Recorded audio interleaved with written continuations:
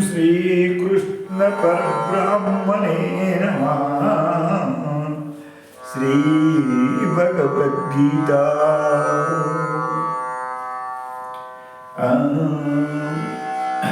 प्रथमोऽध्यायः।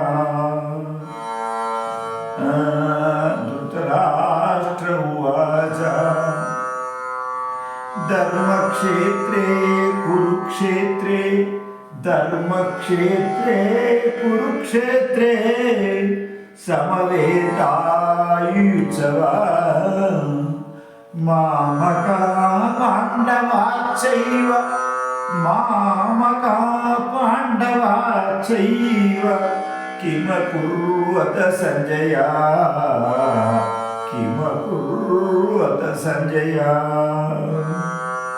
ధర్మక్షేత్రమైన కురుక్షేత్రమునందు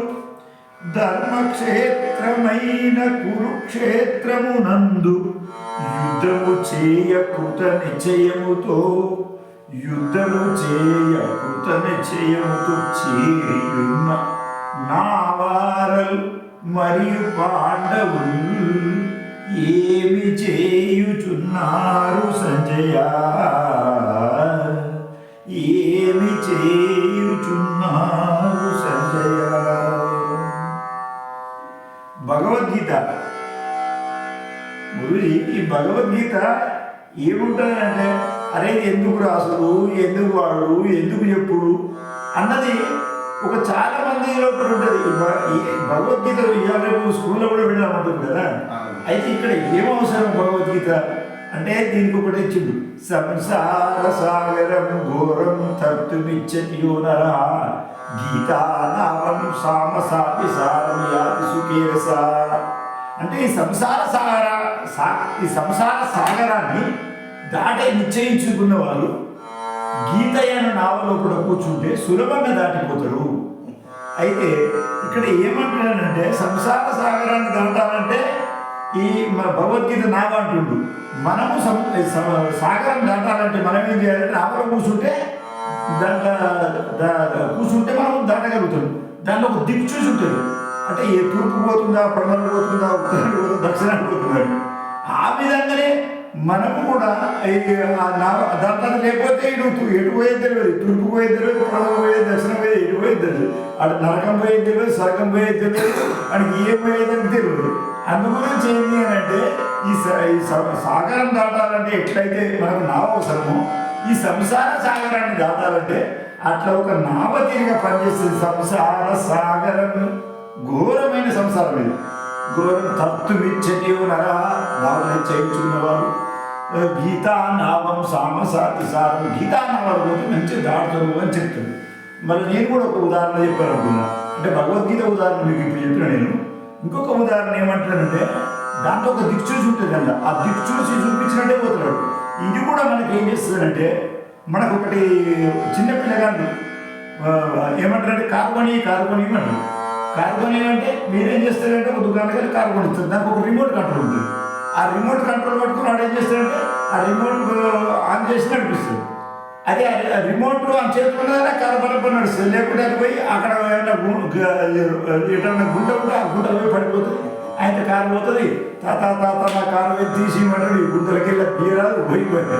దాని గురించి ఏమైందంటే, ఈ సంసారంలో కూడా మనకు నా భగవద్గీత మనకు ఒక రిమోట్ కంట్రోల్ లాగా మన బండి ఎటు నడవన్నట్టు బరబ్బరి దాన్ని దిక్కు చూపించుకుంటూ నడిపిస్తుంది. అందు గురించి ఏంటంటే, భగవద్గీత చదివితే దిక్కు చూసి నావల దిక్కు చూసి ఎట్లయితే మనకు అధోగతి కాకుండా ఊర్ధ్వగతిని నడిపిస్తుంది ఈ భగవద్గీత. మన ఆ విధంగా ఊర్ధ్వగతి తీసుకుపోయి మన పుణ్యంలో ఒక అగ్నిశ్రీ ఉంది. ఇది భగవద్గీతని ఎందుకు చదవాలి, ఎందుకు రాయాలి అంటే, ఒక దిక్కు చూసి ఒక రిమోట్ కంట్రోల్. మనల్ని రిమోట్ కంట్రోల్ లాగా ఏం చేస్తుందంటే, అరే ఇది చేద్దాము, ధర్మము, ఇది అధర్మము, ఇది చేయాలి, ఇది చేయొద్దు, లేకుంటే మాత్రం నరకాలు పడిపోతుంది. మరి ఇక్కడ ఏమంటాడు, ధర్మక్షేత్రే. ఇది ధర్మక్షేత్రం. ధర్మక్షేత్రం అంటే ఈ శరీరాన్ని ధర్మక్షేత్రం అని భగవంతుడు దీనికి ఇది ఇచ్చేసాడు. ధర్మక్షేత్రం శరీర మాధ్యం కలు ధర్మ సాధనం. ఈ ఏ ధర్మాన్ని సాధించాలని శరీరం అవసరం మనకు ఈ నావతీరుగా. అయితే దానికి దిక్చూచి కూడా అవసరం. అది భగవద్గీత దానికి దిక్చూసి ఈ శరీరం పెట్టినట్టు అనిపిస్తుంది. లేకుంటే ఏమైతే అంటే ఇటు కౌరవుల పక్షాలు చేయాలన్నా పాండవ పక్షాలు చేయాలని తేలది. ఇటు చేసిన వాళ్ళు బతుకుతారు, అటు చేసిన వాళ్ళు అందరూ చదువుతారు, ఇటు చేసిన వాళ్ళు రాజ్యం అవుతారు, అటు చేసిన వాళ్ళు అందరూ ఆ యుద్ధంలో చచ్చిపోతారు. అంటే ఈ విధంగా ఇది ధర్మక్షేత్రే. ఈ ధర్మక్షేత్రం ఇందులో కూడా ఒక కురుక్షేత్రం ఉంది. కురుక్షేత్రం ఏంటిది? దైవీ విచారాలు 5, అసలు విచారాలు 130. ఇవి రెండు యుద్ధం చేయకూడదని చేయమని ఎక్కడ దీంట్లో ఇక కొందరు ఏమంటారు తినుడు తాగు సద్దామని కొందరు అంటారు. అదే తినుడు తాగు సత్రానికి రాలేదురా, తినుడు తాగు సత్రానికి పశువులకు తింటున్నాయి, పందులు ఉన్నాయి తింటున్నాయి, దినమంతా తింటాయి. వాటికి కూడా పిల్లలు పుడతారు, ఒక్కొక్కసారి 10 పుడతారు, మనకంటే ఒక్కరే పుడతారు. కానీ అయితే ఈ విధంగా వాటికి కూడా పిల్లలు పుడతారు. ఈ విధంగా వాటికి ఆహారాన్ని తినడం భయమే వచ్చే సర్వత్ర సమం. ఇది అందు గురించి దాని గురించి కాదు. ఎడితే ఏం చేయాలంటే అధర్మాన్ని నశింపజేసి ధర్మాన్ని రక్షించడానికి ఈ యొక్క మనకు ఈ ధర్మక్షేత్రమైనటువంటి భూమి ఉంది. ఇంట్లో మనకు మనసు ఉంది, మన దైవీ విచారాలు 5 ఉన్నాయి. ఏమంటారంటే భక్తి, ప్రేమ, దయ, కరుణ ఈ విధంగా మన లోపల ఉన్నాయి. మనకు అనుగురించి భక్తి, ప్రేమ, దయ, కరుణ ఇవి కలిగి ఉండాలి. ఇవి కలిగి ఉండడం, చూపడం. అయితే ఎవడన్నా అధర్మంగా పనిచేసి ఎవరన్నా హింసిస్తుంటే మనం మన దగ్గర శక్తి ఉండాలి. అంటే మనం ఏంటి అంటే అధర్మాన్ని ఓడించడానికి శక్తి ఉండాలి. అది భౌతిక శక్తి, బుద్ధిశక్తి కావచ్చు, శారీరక శక్తి కావచ్చు. ఈ విధంగా శక్తి ఉండాలి. ఈ శక్తి ఉంటే ఏమైంది అని అంటే మనం అధర్మాన్ని ఎదుర్కోగలుగుతాం. అయితే ఈ శక్తి ఏ విధంగా పొందుతాం అనేది మనకు ఈ భగవంతుడు గీతలో కూడా అన్నీ చెప్పిండు. ఇక మనం ఉపన్యాసాలు ఇక్కడ మనకు ఎక్కువ వీడియో తీస్తున్నాం. వీడియో గురించి ధర్మక్షేత్రే కురుక్షేత్రే సమవేత. ఇంకొకటి కూడా వీడికి వచ్చి నచ్చింది. ఈ ఎందుకు మనసులో పుట్టిస్తుండు అనేది ఒకటి అదొక ప్రశ్న వచ్చింది. ఈ ధర్మం ఇవన్నీ కథాకారణం దేవుడు పుట్టియకపోతే అయిపోతుంది కదా. మరి నీకు పశువులు చేస్తే నీకు ఇష్టమేనా? నువ్వు అంటే నీకు అచ్చజన్మలంటే పశువులు చేస్తావు. ఒక కుక్కకునో నక్కకునో పందిగినో పుట్టిస్తే ఇక నువ్వు క్వశ్చన్ చేసే పనిలేదు, ఏం లేదు. భగవంతుని ఏమంటారంటే గురించి భగవంతుని మన నియంత అనంటారు. అతను నియంత, భగవంతుడు నియంత అంటే ఇట్లా ఏం చేసి ఉంటుంది నియంత అని పేరు. కానీ అతను కూడా అంత నియంత్రణ మనం భూమి మీద అంటాం. అసలైన నియంత భగవంతుడు నియంత అంటే ఏంటంటే ఆడు నాటుకుంటాడు అన్నాడు. ఎందుకు టీచర్పై దేవుడు లేకుంటే లేని పరిశాన్ని అన్ని. అయితే దేవుడు స్వయంగా వచ్చింది అనుకోండి, బడి మీద కత్తి పెట్టిందంటే ఎందుకు పుట్టించినట్టు కోసిపారైనా బండి కట్టాడు. అది అర్థంతో అది అర్థముడే అంటుండే. అదే అందుకే ఇప్పుడు తెలుసుకోవాలి, లేకుంటే కోసిపారేస్తే నడపని వరకు. అందు గురించి ఏంటి అంటే భగవద్గీత చదవాలి. ఇది ఎందుకు పుట్టిందో తెలుసుకోవాలి. ఆ తెలుసుకొని ధర్మపదం నడవాలి. అందు గురించి ఏమైందంటే ధర్మక్షేత్రే కురుక్షేత్రే సమవేత యుత్సవ. ఈ యుద్ధం చేసడానికి వచ్చిండు, ఒకడు తినాలి తాగాలంటుండు, ఒకడు ధర్మాన్ని రక్షించాలంటుండు. ఈ యుద్ధంలో కూడా ఈ దైవీ విచారం చేయకూడని మన భూమి నుంచి తరించుకోవచ్చు. అయితే ఏ పద్ధతి దీంట్లో ధర్మంపై నడిస్తే అనపడి ద్వారకి చేరానా పండవాగిరి. ధర్మం ఏంటంటే నీకు విజయాన్ని ఇస్తుంది. ధర్మో రక్షిత. ఆ ధర్మం ఏం చేస్తుంది అంటే ఈ అధర్మంగా పాలించినప్పుడు ఎన్నడన్నా నరకం పోతారు. వాళ్ళందరినీ ఈ అర్జునుడు ఏ విధంగా కృష్ణుడి ద్వారా అందరినీ కొట్టి చంపేసినాడు. మొత్తం 100 మందిని చంపేసేసి ఆ యుద్ధంలో రాజ్యం గెలిపించేసి, రాజ్యం వాళ్ళని ఓడించేసి రాజ్యం గెలిచి ఆ రాజ్యాన్ని వీళ్ళకి ఇచ్చేసాడు.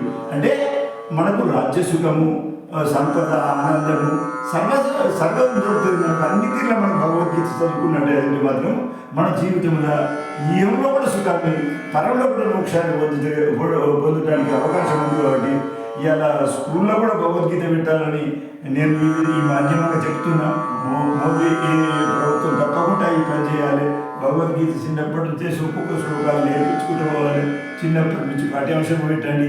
తర్వాత ఈ మన దేశం కూడా బాగా ఉన్నతం కావాలంటే అట్టికి కాదు, కౌరవులను చంపే ఉన్నతం అవుతుంది. కౌరవులు చంపాలంటే మన బుద్ధిలో పుట్టిన కౌరవులు చంపుని ఆటలో బయట కౌరవులు ఆటోమేటిక్గా వాళ్ళు వస్తారు, లేకుంటే మనం చంపుతాం. ఈ విధంగా చేసి ఈ భగవద్గీత ద్వారా మనము ఈ యొక్క మన యొక్క జీవితాన్ని కృతార్థం కావాలి, మన జీవితం ధన్యం కావాలి. తర్వాత ఈ సంసార సాగరం కూడా తప్పించి ఈ సంసారం నుంచి తెలుసుకొని దాటిపోవడానికి మాత్రం తప్పకుండా భగవద్గీత చదవాలి. అందరికీ చెప్తున్నా నేను. ఈ విధంగా వీడియోలు కూడా తీస్తున్నా. అయితే ఇది నాది మేము సైతం భారతీయ మన యూట్యూబ్ ఛానల్ పెట్టిన. ఈ ఛానల్ అందరూ షేర్ చేయాలి, ఇంకోటి ప్రచారం చేయండి. ఆ విధంగా కూడా పుణ్యం వేస్తుంది. ఈ విధంగా మీరు చేస్తారని ఆశిస్తూ ఈ మా గురుజీ వచ్చిండు. అసలు గురుజీ తర్వాత నేను అడగను, నేను గురుజీకి చెప్తాను అంటే ఎందుకు చెప్తున్నారు నేను వింటాను అన్నాడు. సరే నేను చెప్తానని చెప్తున్నా. గురుజీ వింటుండు. ఈ వీడియో తీసిన అందు గురించి ఈ వీడియోని మీరు అందరూ అన్ని గ్రూపులలో షేర్ చేసేసి ఆ భగవంతుని కృపా పాత్రులైపోయి జీవితంలో ధన్యులు కావాలి, సుఖశాంతులు పొందాలి, ఆనందాలు విధంగా నేను ప్రార్థనిస్తూ ఆశీర్వదిస్తూ ముగిస్తున్నాను. ఓం తత్సత్. జై జై రామకృష్ణ హరి, జై జై రామకృష్ణ హరి. హరే రామ రామ రామ హరే హరే, హరే కృష్ణ